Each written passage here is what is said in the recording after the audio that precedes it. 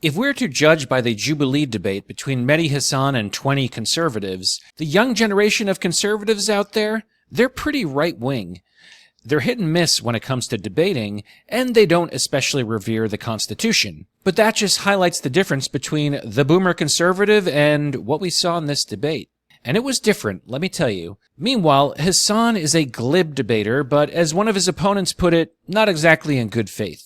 Mehdi Hasan's first contention is that, quote, Donald Trump is soft on crime and pro-criminal. My first claim is Donald Trump is pro-crime and pro-criminal.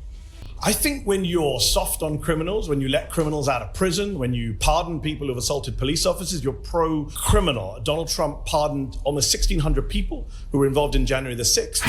But Hasan, January 6 prisoners already served time. Maybe they were misguided, they believed in something, and it got out of hand, and then they went to jail. So it kind of sounds like that's a problem that solved itself. They already went to jail, and now they're pardoned. His first interlocutor rather clumsily stated, quote, I don't care about it being pro-crime. Well, my claim is that I don't care if it's pro-crime. You want to go back to the topic of conversation? That's fine, we agree then. He's pro-crime. Not the best argument. You don't want to concede the point that Trump is pro-crime, which I obviously don't believe that he is, because then you're conceding the entire debate. But according to Hasan, Americans' crime problem is white-collar criminals whom Trump pardoned. Is that really what we understand as crime in America? Sure, you can say there's something untoward in certain pardons, but that's a discussion about presidential pardon power. That's not a discussion about crime per se, and it's disingenuous to suggest that it is. To conflate January 6th, the perpetrators who have already been in jail for long sentences, to conflate that with being soft on crime is dishonest. Because January 6th, whatever you feel about it, is a very particular event in American history. You might hate it, you might excuse it, whatever. But to conflate it with crime on the streets, breaking and entering, armed robbery, it's just not in that same category, no matter how problematic you might find it. One of the sharpest debaters really nailed it right off the bat. He said to Hasan, quote, you yourself are pro-crime.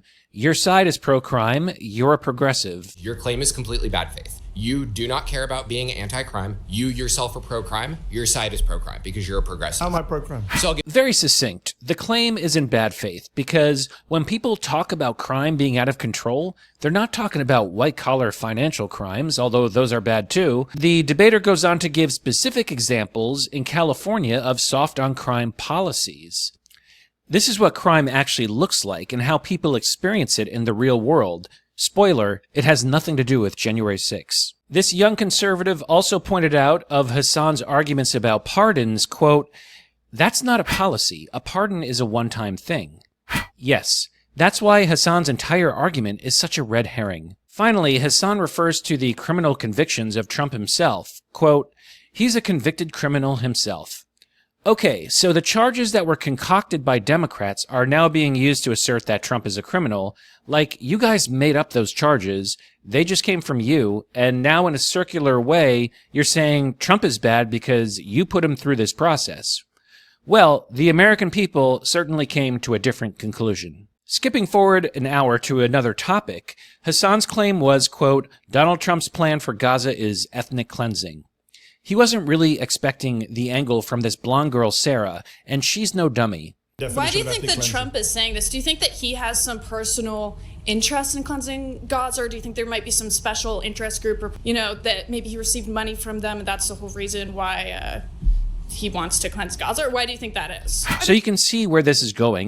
And Hasan, in response, goes into about every other possible explanation for Trump's motives in Gaza, except the obvious. The girl, though, coming from the right, rather, she just wanted Hasan to admit why it was happening. But Hasan, a man of the left, needs to keep the antagonist as evangelical Christians, of all people, who love Israel. Like that's the problem. What Hasan must have realized is that a lot of people on the right and the far right, the younger generation, doesn't really support Israel. Mehdi Hasan is a dishonest guy. At least his arguments are dishonest. But hey, I give him credit for participating.